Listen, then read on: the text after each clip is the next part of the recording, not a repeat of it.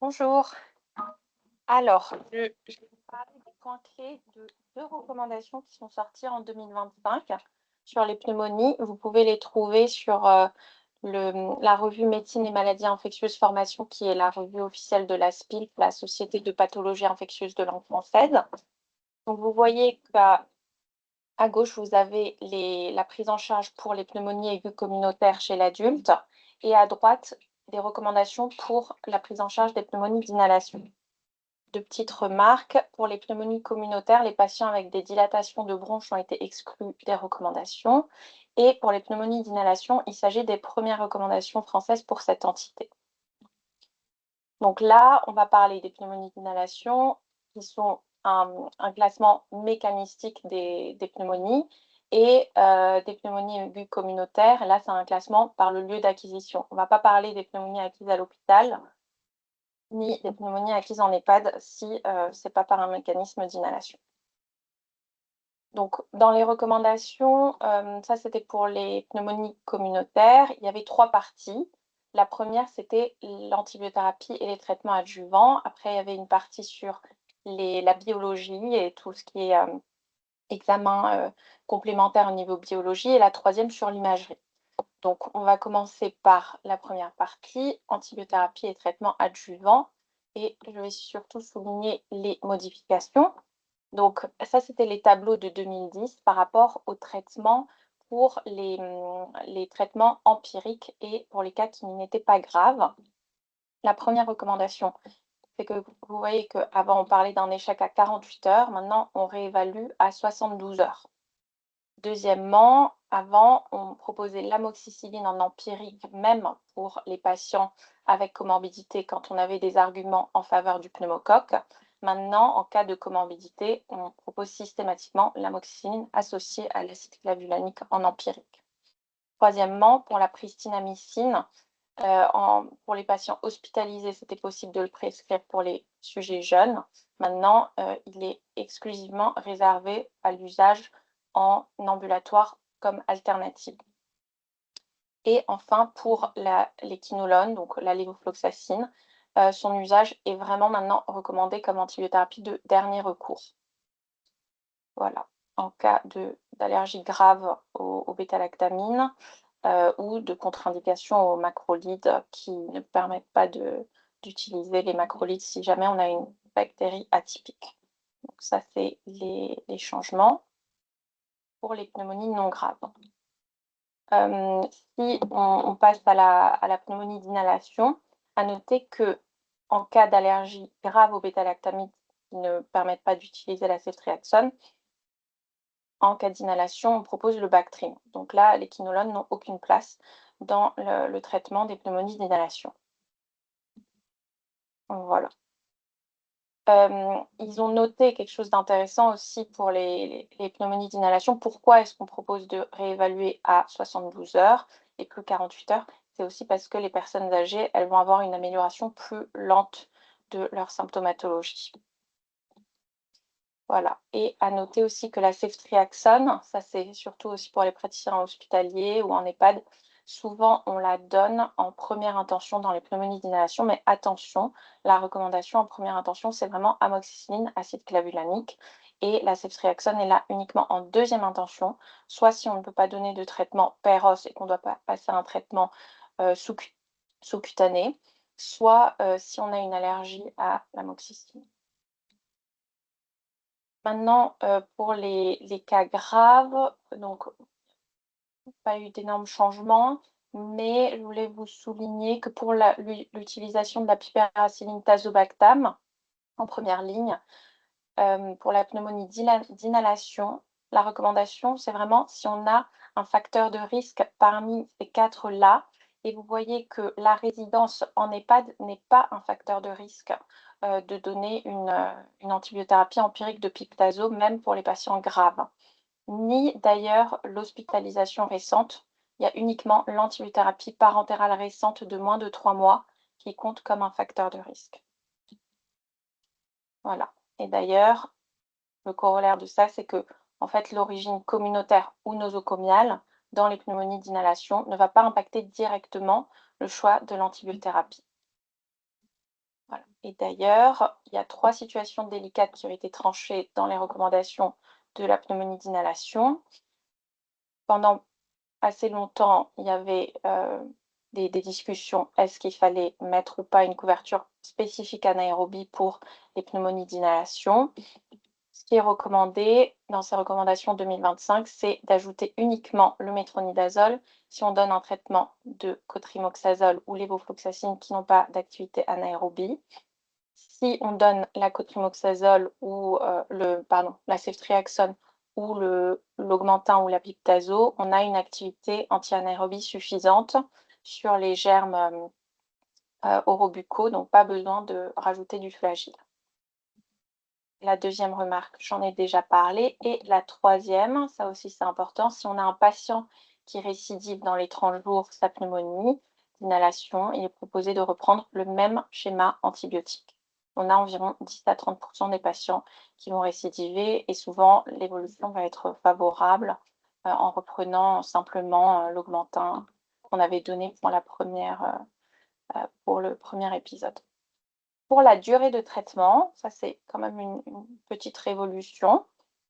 Donc en 2010, la durée de traitement des PAC est classiquement de 7 à 14 jours, 10 jours en moyenne. C'est ce que disaient les recommandations.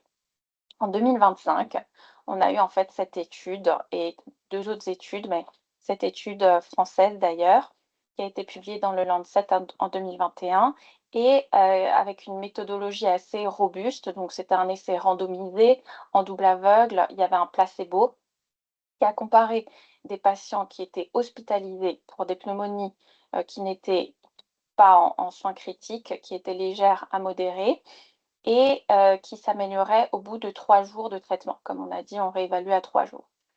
Chez ces patients, ils ont randomisé en 2 groupes. Un groupe qui a reçu un placebo pour les 4 jours restants et un groupe qui a poursuivi la bêta-lactamine. Et ils ont vu qu'il y avait une non-infériorité, en fait, d'arrêter le traitement à 3 jours. De là, les recommandations françaises ont changé déjà en 2022. Il a été proposé de restreindre la durée de traitement pour les PAC prises en charge en ville à 5 jours quand on avait des critères de stabilité. Et puis en 2025, on est allé encore plus loin, même pour les patients hospitalisés qui ont des PAC modérément graves, on peut arrêter l'antibiothérapie à 3 jours. Une petite remarque à faire, si vous regardez l'étude, la CRP était assez élevée dans les 2 groupes en 100 de médiane. Par contre, la PCT n'était pas très élevée. Donc il est possible qu'ils aient inclus des patients qui avaient aussi des pneumonies virales. Donc voilà, faire un peu plus attention avec des patients peut-être qui ont des PCT beaucoup plus élevés. Voilà. Ça, c'est pour les pneumonies acquises en communauté. Qu'en est-il des pneumonies d'inhalation? Donc 3 jours si on a atteint les critères de stabilité à J3, 5 jours si on les atteint à J4, J5 et 7 jours uniquement finalement si le patient met un peu plus de temps à s'améliorer. D'ailleurs, les critères de stabilité, les voilà, donc c'est un rappel. La température, la pression artérielle systolique, fréquence cardiaque, respiratoire et SpO2. Voilà, c'est les signes vitaux, mais bien sûr associés à l'évaluation clinique du médecin. Donc, qu'en est-il des pneumonies d'inhalation?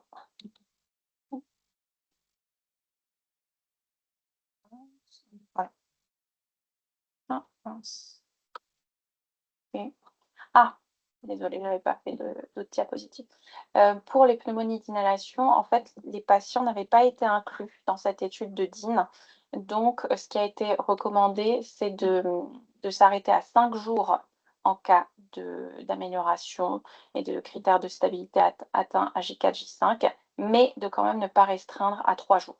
Donc 3 jours, on peut le faire en cas de PAC légère à modérément grave, que le patient soit hospitalisé ou pas.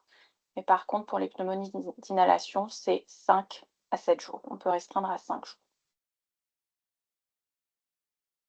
L'adjonction de corticoïdes est maintenant recommandée pour les patients qui ont des PAC graves.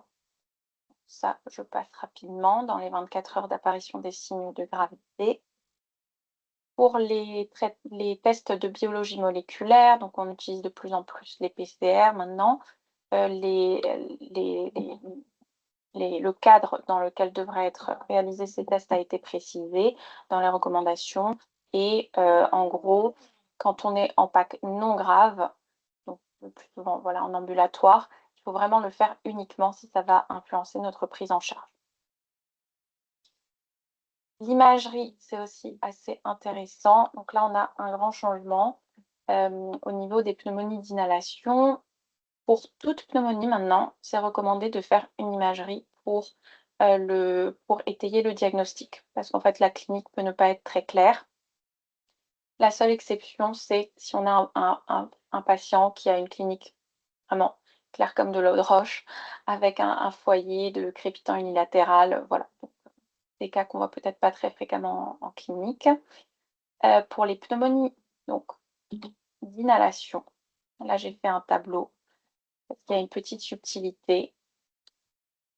Pour les pneumonies acquises en communauté, il y a l'échographie qui fait son entrée dans les recommandations en première intention en alternative à la radiographie si le ou la praticienne est formée. Donc, ça va probablement se généraliser dans les années à venir. Et pour la pneumonie d'inhalation, par contre, c'est le scanner thoracique qui est recommandé en première intention. Donc attention à quel mécanisme vous suspectez dans la pneumonie de votre patient. Et puis, si vous avez une PAC sans inhalation, vous pouvez rester sur la radio thoracique qu'on a l'habitude de faire. Voilà. Et pourquoi faire un scanner en première intention?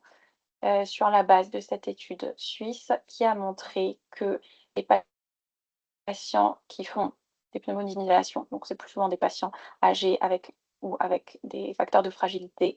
Chez ces patients, souvent, on a une sensibilité moindre de la radiographie, avec plus de radiographies finalement qui ne sont pas claires, et le scanner va modifier le diagnostic dans environ 45% des cas. Donc ça vaut la peine d'essayer de le faire, surtout si on a accès à un scanner low dose, qui ne va pas beaucoup plus irradier le patient que la radiographie et va peut-être lui éviter une cure d'antibiotiques inutile. Voilà, dernière diapositive. Les IEC sont maintenant recommandés pour les patients, surtout asiatiques, après un AVC, pour diminuer le risque de pneumonie d'inhalation.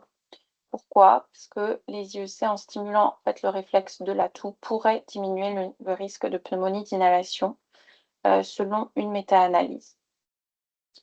Et deuxièmement, le brossage de dents est aussi recommandé 2 fois par jour pour diminuer la survenue d'une nouvelle pneumonie d'inhalation. Donc en prévention secondaire pour ces deux recommandations. Voilà, en résumé, les 5 nouveautés. Donc le traitement pour les patients, les PAC ambulatoires, avec comorbidité ou même hospitalisés non graves, c'est amoxicilline clavulanate systématique. La durée de traitement, on peut faire uniquement 3 jours quand on a des PAC légères à modérées, même si les patients sont hospitalisés, du moment qu'ils sont stables cliniquement à J3. 5 jours en cas de pneumonie d'inhalation. L'imagerie, essayez de le faire systématiquement. Scanner de préférence pour les patients avec une inhalation. Échographie en alternative à la radiographie, surtout chez les patients qui ont une insuffisance respiratoire chronique, chez qui la radiographie peut être moins spécifique, et prophylaxie secondaire avec IEC, surtout pour les patients d'origine asiatique, et brossage de dents.